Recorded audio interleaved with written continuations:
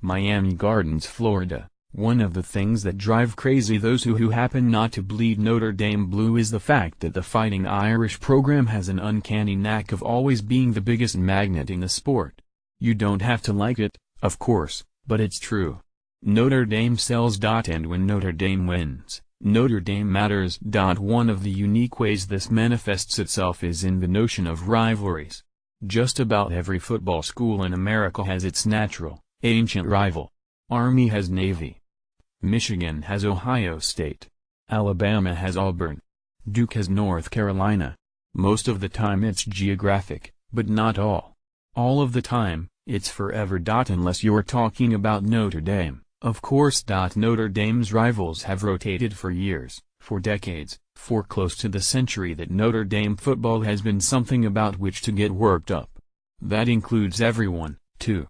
The USC-Notre Dame rivalry is one of the oldest in the land, and make no mistake, there have been some glamorous and unforgettable games across the years. But it's no gimme. Modal trigger. That's what makes the revival of the Miami rivalry so great, I think, says Jerry Barca, an author who wrote Unbeatable, a remembrance of the most recent Notre Dame championship season, and a film producer who helped bring Catholics vs. Convicts to the ESPN 30 for 30 series. Sometimes history can almost make great rivalries disappear because it's always about what's now. Well, Miami-Notre Dame is now again.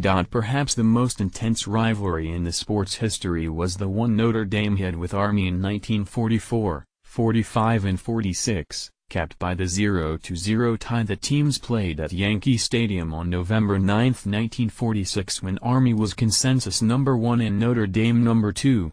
Yet by 1947 the game was moved out of the Bronx and in 48 off the schedule completely because the bad feelings around the game had grown too high. I think if you look at what Notre Dame Army meant in the context of the times, that was probably the biggest rivalry they've ever had, Barca said.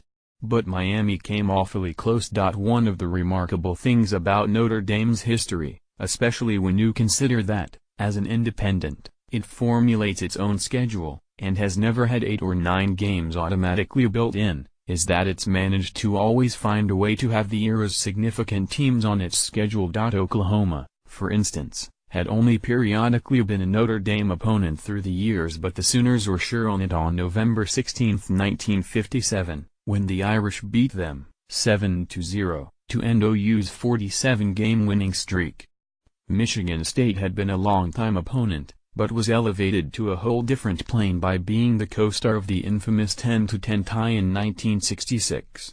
Florida State just happened to show up on the schedule in 1993, when Notre Dame handed it a huge upset in South Bend. On modal trigger, of course, Miami was different, and Miami was special, because Miami had emerged as the college football powerhouse of the 1980s after falling on a stretch of hard times so profound that they almost stopped playing each other. But by 1985, Miami had become such a bully that in Jerry Faust's final game the Hurricanes crushed the Irish 58-7, a game that became a rallying point for what happened 3 years later. That, of course, was the forever 31-30 Irish victory in what's come to be known as the Catholics vs. Convicts game, a win that propelled ND to a 12-0 record and its most recent championship in 1988, capped by a Fiesta Bowl win over West Virginia.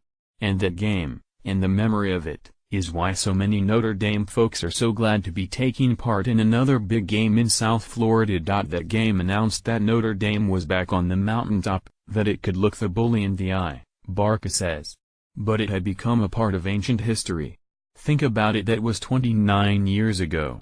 The first time I started going to Notre Dame games, in the 80s, the same context would have been back in the 50s.